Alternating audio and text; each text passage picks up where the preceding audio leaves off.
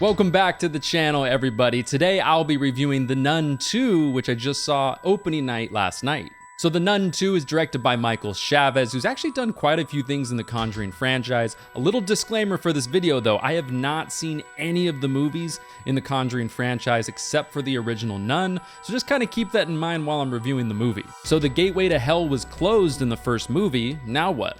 Well, Sister Irene finds out that the demon is back on the loose. People are ending up dead in churches all over Europe, and now she needs to find the clues and get rid of this demon for good. So essentially in the first movie, they closed the portal to the gates of hell, but we were led to believe that the demon still lived on by possessing the spirit of another person, which they showed at the end of the first movie, which was in Frenchie's body, or Maurice, and they also showed the little upside down cross on the back of his neck, also indicating that something was definitely wrong with this guy, and we were probably going to get a sequel to the movie. And I actually really enjoyed the first movie, I think a lot more than a lot of other people did. I actually watched the first movie right before watching the second movie yesterday, and I know the plot of the first movie is very generic. A portal to hell is now opened. We got to use some biblical kind of thing to close that portal. I get it, it's kind of a generic plot, but I think they pulled it off pretty well, and I thought it was pretty damn scary, especially that graveyard scene. If you've seen the movie, you know what I'm talking about. Now in The Nun 2, the story from the original movie has now become a little bit of a legend or a myth in a sense.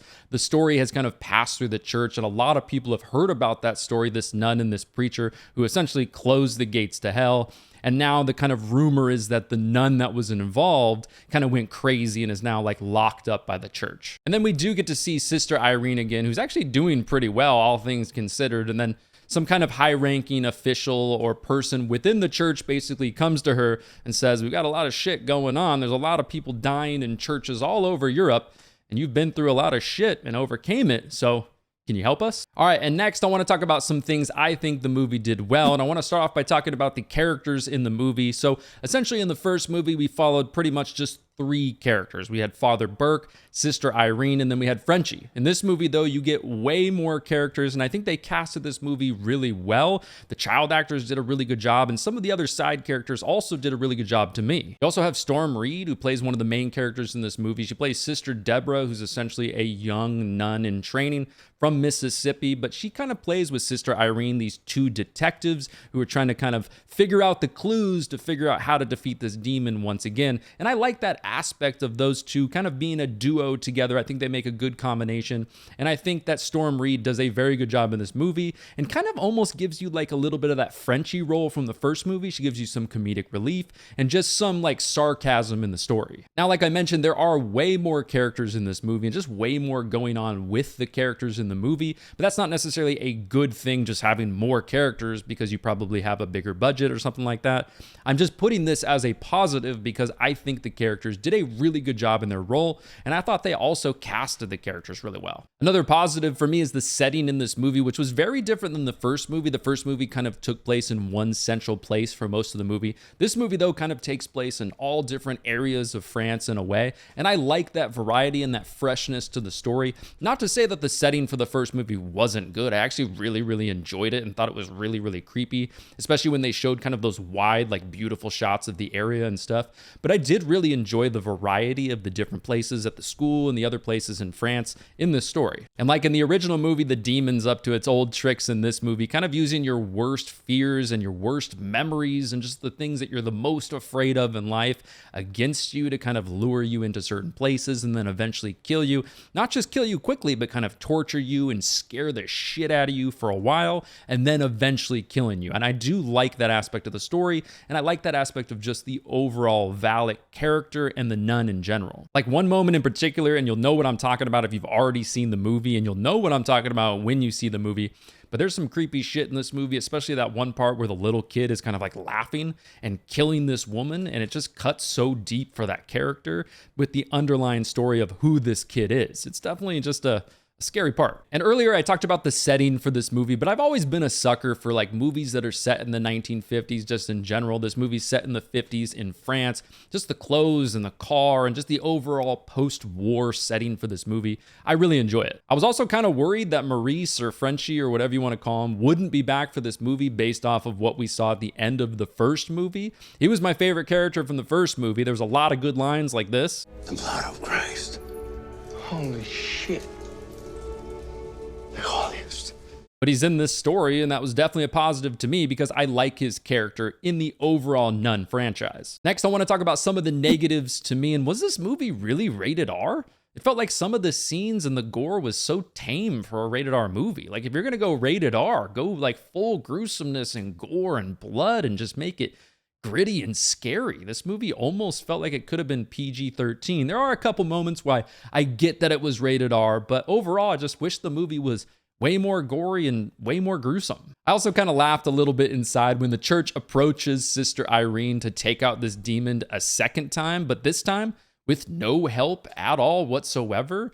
She was probably thinking to herself, last time I had at least 2 people helping me, and they literally saved my life at certain points in the story. But this time, you want me to do this just completely by myself? Now, I don't want to spoil too much about Frenchie's character or Maurice or whatever you want to call him, but I thought his character was much worse in this story. I did like his character, but in the first movie, his character was like witty and funny and kind of sarcastic at times, and just was kind of a relief to the mostly like dark tone of the movie. In this movie, though, like I said, he is a likable character and I do enjoy his character, but I think they just went too heavy on like, he's the likable guy. They just went too heavy on that. Give us just a little sip. Don't just drown us with it. And I gotta say, another negative for me was just the beating that Sister Irene takes in this movie, which was kind of a little bit ridiculous for a person of her size. Like, I get it. She's tough and she could probably kick my ass. But like at some points, like she's being like thrown through a window. She's having her head bashed onto a stone floor and just kind of walking it off like it's no big deal. Another negative for me is like the first movie, I actually think the third act of both of these movies is the worst part of both movies. I thought the buildup was really, really good, but then it was just kind of not enough. It was a little bit generic to me. There weren't enough stakes, not enough people died. It wasn't gruesome enough to me. And like I said, the third act of both of these movies were the worst part of both movies to me. I also gotta say that the demon in both of these movies is kind of confusing to me in a way because at certain points in the movie, this thing seems completely invincible. It can kind of be anything it wants and do anything it wants. It's got this magic and like this superhuman strength. But then just in an instant, it's like completely vulnerable at sometimes. And like I said, I have not seen the Conjuring franchise in general. So please comment down below if I'm missing something about the character. But it just kind of seems weird to me that it's like so invincible at one moment and then the next moment it's completely just vulnerable. I didn't really get that. All right, here are my final thoughts on The Nun 2. I thought overall the movie was pretty decent. I'm a little bit more of a slasher fan when it comes to my horror movies, but I can appreciate really any type of horror movie if it's done well, and I think this movie is done pretty well.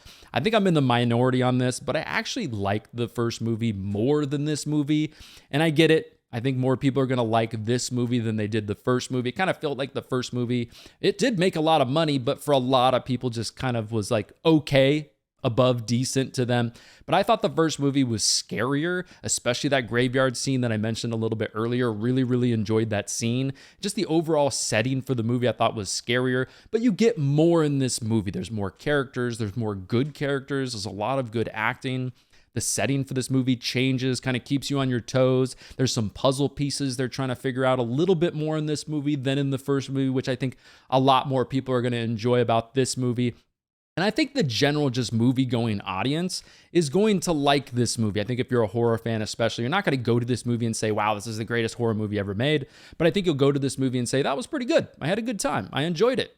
So I think overall, this is a pretty good movie that I would recommend you guys go and see. And I had a good time. Not great, but I think it was pretty good. And there you go. That is my review of The Nun 2. As always, be on the lookout for new videos on the channel, which come out every single Friday. October is also readily approaching. I'm going to have a ton of content on the channel, a lot of new stuff, and a lot of the videos are already finished, on the books, ready to go for October. And I think you guys are really, really going to like the videos that are coming out in October. I've got one video in particular. It's on The Fog. I've got filming locations on The Fog. I've got a review of the movie The Fog from John Carpenter. Really, really fun video. I had a lot of fun making it for you guys. So be on the lookout for that. Make sure you subscribe and also turn on those notifications to be notified when these videos drop, especially in October.